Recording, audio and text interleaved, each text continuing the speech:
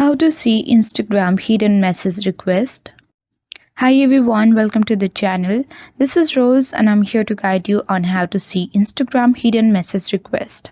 Watch the video till the end, and without any further ado, let's dive right into the video. First of all, launch Instagram app on a device. Make sure to log in and sign in to your particular account. Tap the messenger icon at top right corner of the screen. Now, at top right corner of the screen, you will see request option. Select that.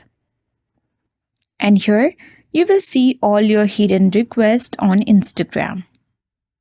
Further, when you tap, here you can see all your messages hidden.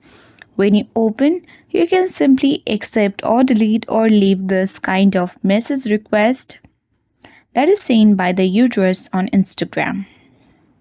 So, that is how we can easily see Instagram hidden message request. I hope this video helped you. If you are new to our channel, hit the like button and subscribe. Thank you for watching and see you in the next video.